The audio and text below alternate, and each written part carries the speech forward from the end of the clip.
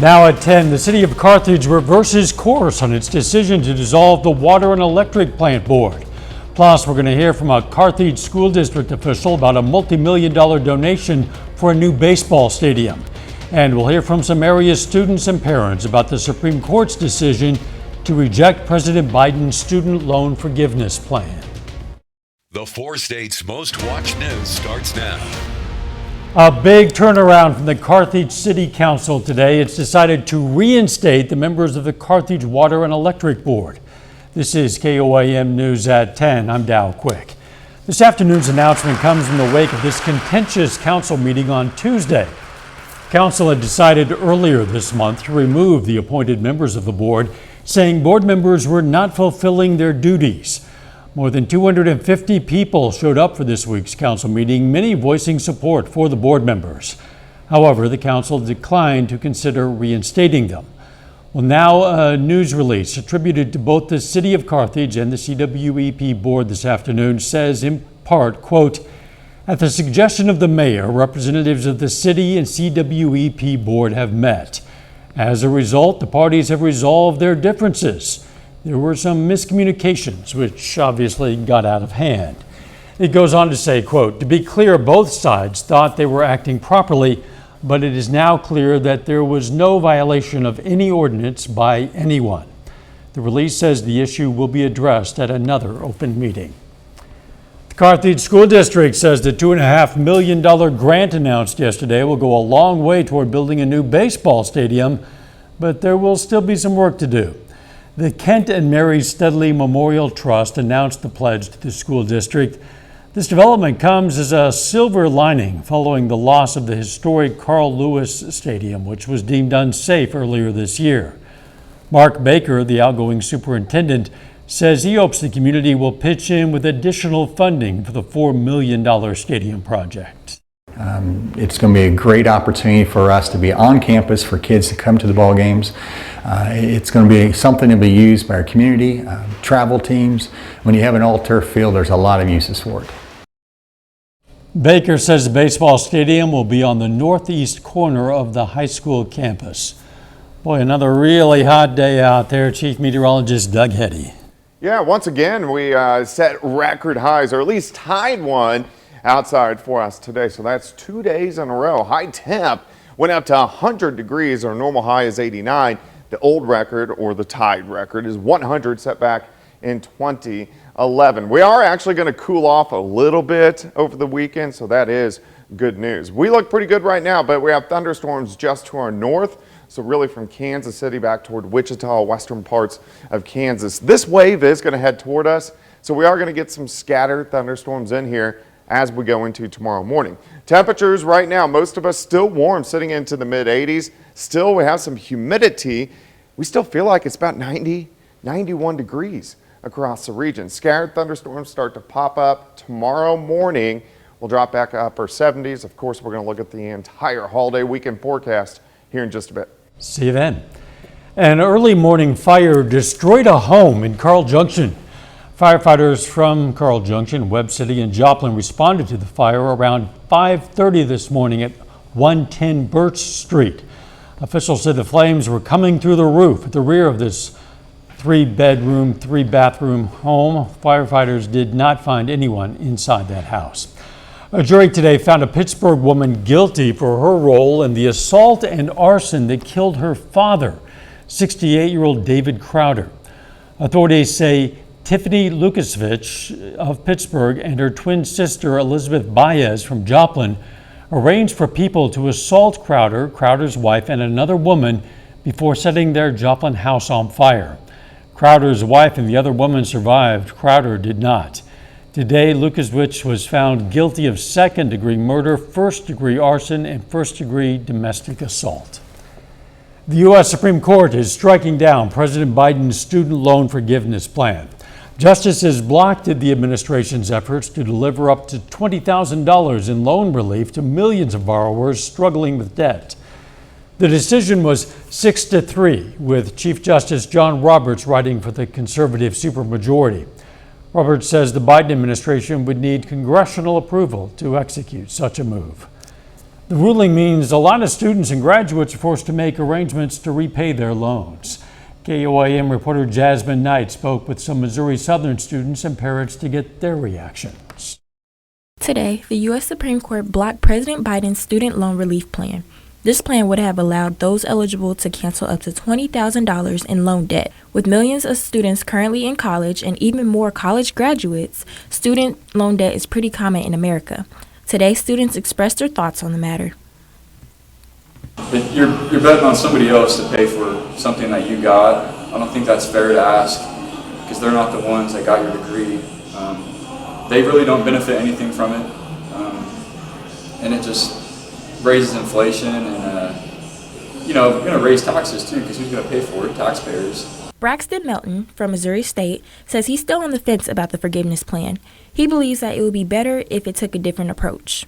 I would feel that a lot of people would be impacted by this, not just because they're in low-income situations, but also just if this is complete loan forgiveness for a wide range of situations, then there would be an impact that couldn't be understated. Local parent Eric Gristle also shared his thoughts. He currently has a college graduate, one in college, and one about to go to college. For him and his family, they found it easiest just to save money. Families just like to plan better, and sometimes you have to sacrifice the current for the future if you value college. So what does this mean? For current students and recent graduates, this means that they will now have to be asking the question, how will I repay my loan payments back? Reporting in Joplin, Jasmine Knight, KOAM News. Currently, student loan repayments are set to resume September 1st. The Supreme Court justices issued another ruling today, this one about whether a Christian web designer from Colorado has a right to refuse to provide services for same-sex marriages based on constitutional free speech protections. The court sided with the web designer with a similar 6-3 majority. It's a case that could upend state anti-discrimination laws. Coming up, the man who was arrested with weapons near former President Barack Obama's home makes his first court appearance. Plus, as the writers' strike continues in Hollywood, a strike among actors could be on the horizon. The heavily armed man arrested in former President Barack Obama's Washington, D.C. neighborhood will remain in jail. When officers arrested Taylor Toronto yesterday, they found 2 firearms, 400 rounds of ammunition, and a machete in his van. There also was an open warrant for Toronto's arrest in connection with the January 6th U.S. attack on our Capitol. The Energy Department is working on refilling America's depleted strategic petroleum reserve. According to a person familiar with the matter, 3.2 million barrels of crude oil are being added to the nation's emergency stockpile. The purchase is set to be announced later. This is the latest step in what will be a years-long process to replenish an oil supply that has shrunk to levels unseen since the early 1980s. Hollywood actors have supported writers on their 2-month-long strike, but soon the actors might walk their own picket line. Members of the Screen Actors Guild are threatening to strike unless an agreement is reached with major studios by midnight tonight. Jonathan Vigliotti reports on the showdown that could lead to a shutdown. Big-name stars have been a big boost to writers on the picket line. Your fight is our fight! But they could be next. And what's become a Hollywood cliffhanger, SAG-AFTRA, the union that represents actors, is hammering out a new contract with studio producers. This is a huge deal right now for Hollywood. Its impact could also reach viewers, affecting everything you see on television and at the movies. This war is one I have to fight. One sticking point is streaming. The major platforms have raked in billions, while actors were paid a lower rate. In the past, the monies that were earned by actors and writers was pretty direct. But now with streaming, it's a different model. And now I think everyone's scrambling to deal with these new financial and technological advancements. Artificial intelligence is another big issue. This potential to use that technology to create performances that never existed, or even to create performers that never existed. And that's something that could be a real threat. Union President Fran Drescher addressed members last week. We are having an extremely productive negotiation. And hundreds of actors have signed a letter asking for a transformative deal. I think the whole industry is on pins and needles right now, but we'll just have to wait and see. And if the actors join the writers in striking, it would be history making. The last time both unions striked at the same time was in 1960. And back then, Ronald Reagan was the president of the Actors Guild. Jonathan Vigliotti, CBS News, Los Angeles. A little later, with the 4th of July around the corner, we're going to have some tips to make sure our pets have a happy holiday. Plus, we're tracking some thunderstorms for your holiday weekend. I'm going to give you those details coming up.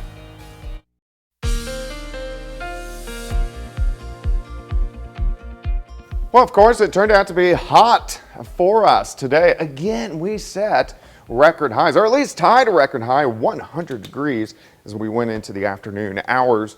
And it looks like we're going to cool down a little bit over the weekend, but the humidity is still going to be up there as we go into Saturday. Look at this. Okay, rainfall. So today's the end of June. Believe it or not, crazy.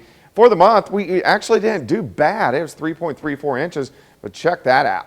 We are almost behind by 8.5 inches of rain. So even though it's a holiday weekend, if we can squeeze a little bit of it out, it would be nice. All right, mid 80s right now. We still have humidity. Look at dew points, upper 60s, lower 70s. That means we're sitting in that sticky to muggy range. And we still even have a heat index. It still feels like 90, 91, 94 across the region. So it is going to be a little bit sticky tonight and then again into tomorrow. All right, not too much going on here. Thunderstorms just north across really the I-70 corridor out through central and western parts of Kansas. Quite a bit of severe weather as well, severe thunderstorm warnings, and then a batch out across central Kansas down through Oklahoma and parts of Texas. That's the batch we're going to keep our eyes on later on tonight. That will start to head toward us. We've had high pressure the past couple days, the heat dome, giving us the heat, the humidity. It's breaking down a little bit, but it will strengthen once again as we get into early next week. All right, let's step through time. We're going to go into tomorrow morning. Look at the batch of thunderstorms trying to push in. So this is pretty early. This is 6, 7 a.m. Starting the day, scattered thunderstorms, Kansas and parts of Oklahoma. As we go through the morning, it shifts east, but late morning we see additional ones, especially in our southern counties, that push through. So if you're heading creeks, streams, lakes tomorrow, you will be dodging storms. The better of the 2 days of the weekend is going to be on Sunday. It does start to dry out tomorrow evening, but then tomorrow night we're going to get a few more storms trying to rotate through on the backside of this system. Let's go into Sunday morning. Humidity's lower. We're sitting into the upper 60s. Still going to get hot as we get right around 90 on Sunday afternoon, but Sunday will actually be a pretty good day. All right, heat indices tomorrow, they're still going to be up there, not as bad as what we have seen, but still going to feel kind of mid-90s across the region, which is definitely hot. We can break down your weekend. 89 tomorrow, a little bit cooler with the clouds and the showers, quite a bit cooler than what we've seen the past couple days. 91 on Sunday, so it heats up a little more, but we're not going to have much humidity. Let's go through the rest of your holiday. Monday, look at this. Here comes the heat again, mid to upper 90s, scattered afternoon thunderstorms.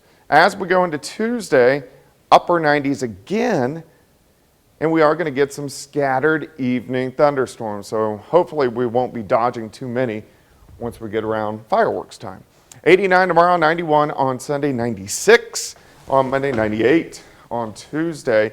Better chances for thunderstorms on Wednesday with a cold front, and that actually gives us very comfortable weather the second half of next week where we get a stretch of 80s, which is going to be nice. Yeah, that'd certainly be welcome in July. Absolutely. Thanks, Doug. According to veterinarians and dog specialists, more pets go missing around the 4th of July than any other time of year.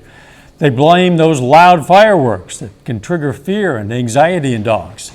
Distracting your furry friend and crating them are good strategies for the holidays. Another important tip is making sure the dog is microchipped and properly registered, so if the pet does run away, it can be identified.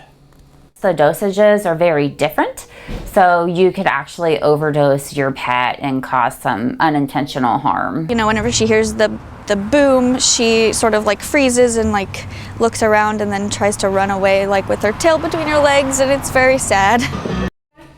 Medeiros does recommend talking to your vet. They can prescribe an anxiety medication for your pet, but she warns giving human anxiety medicine to your pets can cause some unintentional harm to them. A rummage sale today benefited a local organization. The Wildcat Glades Friends Group hosted the sale. People were able to donate items like books, kitchen supplies, tools, toys, sports equipment to the sale. All of the proceeds will benefit the Friends Group's mission of preserving Wildcat Glades. Beautiful artwork. We do have some local artists that do donate. We have some pottery. Sometimes we have vintage, modern, mid-century furniture. Lots and lots of books. You're just going to find a lot. The sale will continue tomorrow from 8 a.m. to 2 p.m. at the IBEW Hall in Joplin. John Dales joins us now. A couple of local high schools have made coaching announcements in the last day. Yeah, McDonald County and Carthage each hire new baseball coaches. And Joplin hopes to recreate its performance from last night. Highlights from the Outlaws and Renegades on the other side.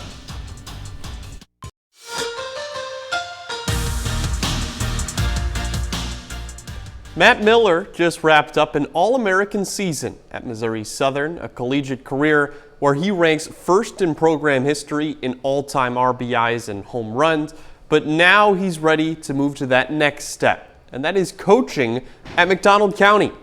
Miller will be joining a McDonald County program whose varsity just reached a district championship before getting knocked off by Webb City. He says this plan to transition from playing to coaching has been in the works for a while now. My dad was a coach for my entire life, so I was always around that aspect of it. I love sports, and so this is a way for me to stay around or stick around and always be around it when I was done playing. So that was kind of the main thing that got me into wanting to be a coach. And McDonald County was able to do that and had what I wanted and needed for me, and so I'm super excited for it. More Missouri coaching news. Kevin Berge is the new head coach at Carthage. The school just announces today, one day after receiving a multi-million-dollar pledge to build a new baseball stadium.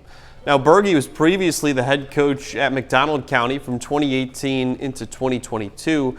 By taking the job, he's actually following his father's footsteps, who coached the Tigers from 1982 to 1990, who was then inducted into the Missouri Sports Hall of Fame this year. And in Frontenac today, over 150 kids ranging from kindergarten up to high school get the opportunity to learn wrestling from Oklahoma State coaches and wrestlers. This 3-day camp was put on by Black Diamond Wrestling, and it's actually the first year that Frontenac has hosted it. Previously, the camp has been held at Chanute, but Frontenac girls wrestling head coach Andy Albright tells me it's been a successful couple of days. Any wrestling camp's a success, in my opinion. There's a lot of hard work. We have a good administration here that believed in having the camp here at Frontenac, so that was really beneficial. But the camp overall, kids are having fun. They're smiling. They're laughing. We don't have a lot of injuries at all, and kids are coming back each day, and they're learning, and they're wanting autographs, and it's just a great experience for all the kids. This is my 10th year being up here. The first year over here at this new location, and that's amazing. That's first year here, and the turnout we've had, I think over 130 kids or around that number. And yeah, I see a lot of familiar faces. I think this is a little more of a newer group than in the past being over at Chanute, but definitely seeing some familiar faces. And rounding things out, Outlaws at home again tonight. Now, last night, one of their best games of the year, they absolutely beat down Jeff City 15-4. It ended early because of the league's mercy rule. Now, the Outlaws meet the Renegades again tonight, so 2 nights in a row at Joe Becker Stadium out in Joplin. Zach Shoemaker on the mound tonight for the Outlaws. He starts things out with a strikeout in the first inning, then another one in the second. The former Pitt State Gorilla and MIAA Pitcher of the Year had a short night, only 2 innings, but he strikes out 5 through those 2. In the second inning, Jeff City does get on the board as Nate McHugh crushes one into the gap in the outfield. That would be an RBI double, and it would put the visitors on top 1-0. Outlaws had the answer every single time last night, though. They have it again tonight. Jason Lazo at the plate goes opposite field. He finds the grass out there. Colton Reynolds will touch home plate, and they were tied up 1 apiece. We go ahead, same score. Actually, game 2-2 when Caden Bressler knocks one into left field. Will Kelly comes home to score. Outlaws took the lead there. They didn't look back the rest of the way. They cruise blowing out Jeff City for a second night in a row, 11-4, the final beatdown at Joe Becker Stadium 2 nights in a row. I guess so. A lot of offense. Yeah. We'll be right back. Today is the 5th Friday of the month, so folks in Parsons, Kansas decided to come out and have some fun. The Chamber of Commerce hosted the 5th Friday Festival downtown. It featured plenty of food, vendors, activities, and some live music. I think it's the people coming out and seeing their neighbors and investing money back into the community and just having a good time, remembering why it is that we love Parsons so much. Parsons will host another 5th Friday event in September, so mark your calendars. It's getting a little bit cooler tomorrow.